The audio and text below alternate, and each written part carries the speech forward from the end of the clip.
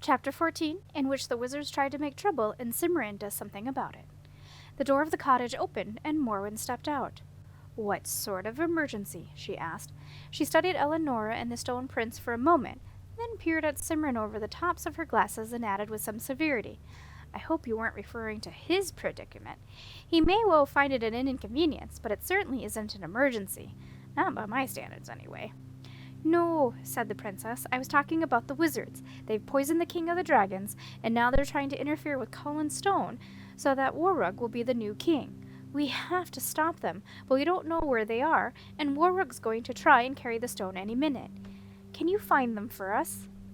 Morwen blinked twice and shoved her glasses back into place with her forefinger. "I see," she said. "You're right. It's an emergency.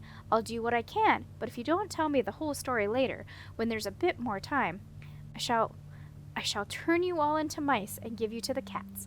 Wait here." As she spoke, Morwen disappeared into the house. She reappeared a moment later, holding a small mirror and muttering over it. "Colin's stone," she said, and breathed on the glass. She looked up. "Any wizard in particular?" "Zeminar, the head wizard of the Society of Wizards," she told her, wishing Morwen would go faster, and knowing she couldn't. "I should have guessed," Morwen said, and she turned back to the mirror. "Zeminar," she said, and breathed on the glass once more. Then she motioned to Cimorene to come and look. Cimorene obeyed, and Eleonora and the Stone Prince crowded closely behind her. The mirror showed a blurry, wavering picture of the Ford of Whispering Snakes. As Cimorene watched, the picture moved slowly along one bank of the river, past the waiting dragons and the immense trees of the enchanted forest, and on down the river. "Can't it go any faster?" Eleonora whispered. "There's no need to whisper, and no, it can't," Morwen told them.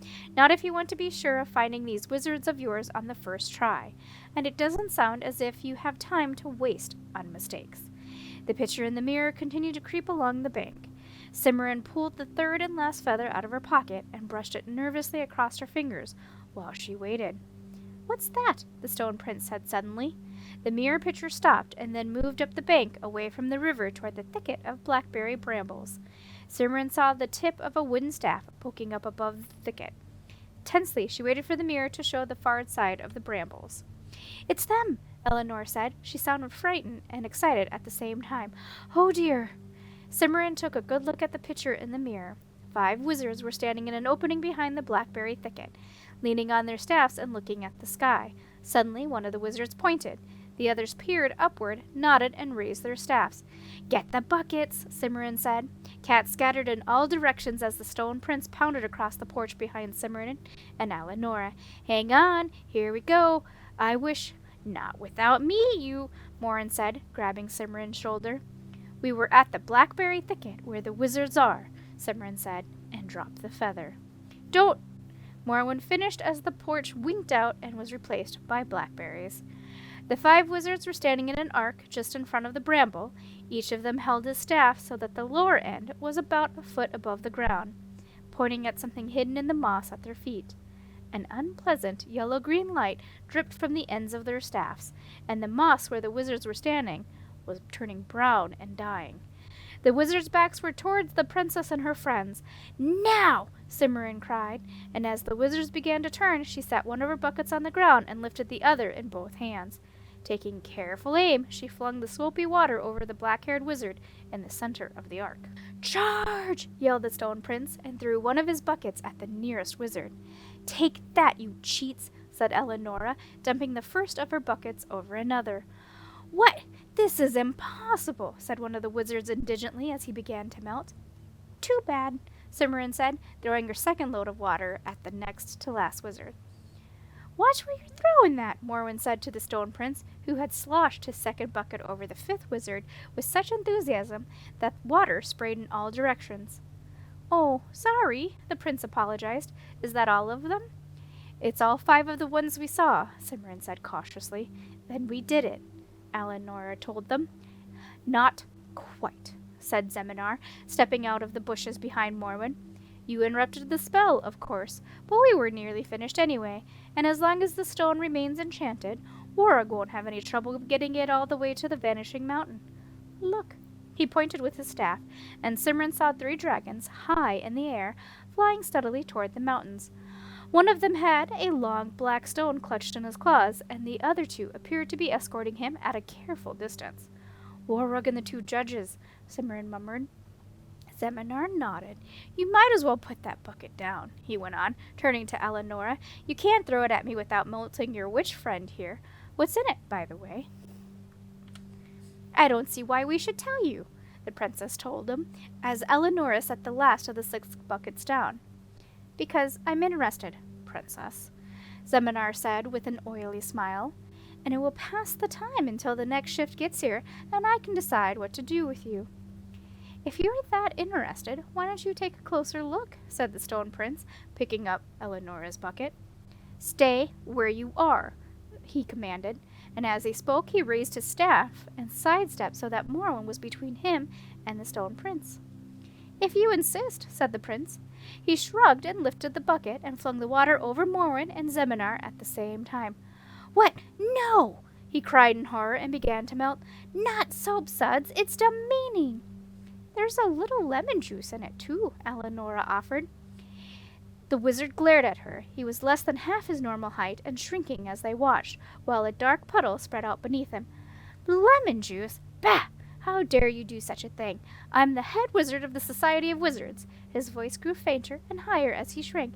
Interfering busybodies, soapsuds. Of all the undignified tricks, you'll be sorry for this. You can't melt a wizard forever, you know. You'll be sorry. The wizard's voice ceased, and all that remained of him was a pile of silk robes and a long wooden staff laying on some damp moss. Eleonora and Cimorene stared for a moment, and then Eleonora turned to the Stone Prince. I'm glad he's gone, she said, but how could you melt Morwen just to get at that wizard? But I didn't, the Stone Prince said. Look. Cimorene and Eleonora turned, and Morwen seemed no shorter than usual, though she certainly looked very damp. She had taken off her glasses and was shaking water off them. Don't just stand there, she said crossly to the princess. Hand me a dry handkerchief. Just a minute, the princess said, checking her pockets. She found the handkerchief that had been wrapped around the magic feathers and handed it to Morwen. Why didn't you melt? Clean living, she told him, as she began to dry her glasses on Cimorene's handkerchief. I thought as much, the Stone Prince said in a satisfied tone. Nobody who lives in a house as clean as yours could possibly melt at a bucket of soapsuds. Quite right, she told him approvingly. You have a good head on your shoulders, young man. What's this? She held up a sharp-edged black pebble. It's a piece of stone I found in the Cave of Fire and Night. Where, exactly? In the king's cave, she told her. Morwen, shouldn't we do something about that spell Zeminar mentioned? Eleonora was watching the sky, shading her eyes with a hand. Warrug's nearly halfway to the mountain, she said anxiously. Good, said Morwen, though neither Cimorene nor Eleonora could tell which of them she was talking to. The witch shook her wet robes and walked over to the patch of dead moss where the wizards had been working, picking her way carefully past little piles of robes and staff. Cimorene followed. At the center of the brown area was a black stone the size of Cimorene's fist, a web of yellow-green light flickering across its smooth surface. Sloppy. Very sloppy, though I'm not surprised. Wizards always seem to depend on brute force, when a little subtlety would be far more effective. She fingered the princess's pebble for a moment, then reached out and dropped it on top of the wizard's stone. There was a noise like a great deal of popcorn all popping at once, and the light that flickered over the black stone spat yellow-green sparks in all directions. Eleonora jumped and backed away. Cimorene would have liked to do the same, but she did not want to give Morwen a bad impression of her courage, so she stayed where she was. The sparks died, and the flickering light went out. From the sky high above came a faint shriek of surprise and rage. Cimorene looked up and saw 3 black specks in the sky. No, not 3, 4, and the 2 escort dragons were swooping to catch the speck that was Colin Stone, which Warrug had just dropped. The princess gave a sigh of relief and looked at Morwen. So much for Warrug and the wizards, she said. We didn't even need the fireproofing spell. What did you do? And what happens now? Eleonora added. Duck, said Morwen, and threw herself sideways into the bushes. What? Said the Stone Prince, and then he and Cimorene and Eleonora was engulfed by a blast of dragon fire. The Stone Prince leaped in front of the 2 princesses, but he was much too late to protect them. Fortunately, the fireproofing spell was still in effect, and neither of them even felt warm, though Eleanor lost the ends of her sleeves, and Cimorene's hemline rose 6 scorched inches. I knew I shouldn't have said that about the fireproofing spell, the princess muttered. The wordless snarl and a thunder of wings. Warwick landed just in front of the little group. You! He shouted when he saw Cimorene. I might have known it would be you. Flame shot out of his mouth once more, but it was just as useless as it had been the first time. Cimorene glanced up and saw one of the escort dragons spiraling down to see what was going on. You might as well give up, Warrug, she said, hoping to distract the angry dragon long enough for help to arrive. You can't be king of dragons now. I'll tear you from limb, Warrog raged. Every last one of you. One arm shot out as he spoke, and shining silver claws snapped around the stone prince's waist. Eleanor screamed. Hurry up! Cimorene shouted at the dragon in the sky. The dragon heard and dove toward them, but he was not fast enough. The dragon had shoved the stone prince into his mouth and bit down hard. An instant later, he howled in pain and spat out the prince and 4 teeth. What is all this? Said the escort dragon, landing carefully beside Warrug. The clearing was getting rather crowded. A plot to cheat on the test to see who was the next king of the dragons would be, Cimorene informed him. Warrug was in it, and a lot of wizards. Are you all right? Eleanor asked the stone prince, who was just picking himself up. His stone was black in places from the dragon fire, but otherwise he seemed unhurt. More or less, the stone prince said, but just look what the fire did to my clothes, and that dragon's put a chip in my sleeve. What am I supposed to do about that? It's not as if I can just change clothes when I get home, you know. That's ridiculous, the escort dragon told Cimorene. No dragon would cooperate with wizards. I don't see any wizards either. I think you're making it up. Of course you don't see any wizards, the princess told him, feeling very cross. We melted them. Melted them? Where do you think those staffs came from? Cimorene pointed out the wizard staff laying across the scattered brown puddles. The dragon backed up a pace and sniffed experimentally. It's all quite true, Morin told him, poking her head out of the bushes, and will be more than happy to explain the whole thing to you and your new king as soon as you have one. Provided, of course, that you take that maniac away before he burns the whole enchanted forest to the ground. She gestured towards Wolrog. Cimorene, I really must insist on getting a copy of that fireproofing spell. It will clearly be worth every minute that it's going to take me to hunt down the hen's teeth, and I may as well get started as soon as I can. Who's that? Said the escort dragon. Morwen, that does it. This is all too much for me. I'm taking you all into custody until the trials are over, and the king can sort it out. Come along. I assume that doesn't apply to me, Warrug rumbled. He winced as he spoke. It certainly does, the escort dragon said. I said all, and I meant all. If I meant all the humans, I'd said all the humans. Or maybe some of you, or over there, or all of the non-dragons, or... Nonsense, Warwick interrupted. Don't you know who I am? You're the dragon who caused a ruckus just now, for no reason I can see, the escort dragon replied. And it's my duty and my job to take you into custody. When the trials are over, you can explain it to the king, and if I've done something wrong, well, I'll take what I have coming. And if I haven't, you'll take yours. And, all right. But I warn you, you'll regret this. That's as may be, the escort dragon said with dignity. Right now, though, you're in custody along with the rest of these people, and you better not go snacking on any of them until things are sorted out. I saw what you did to the gray one. Did you? Said the stone prince. Then what are you going to do about this chip in my sleeve? Tell it to the king?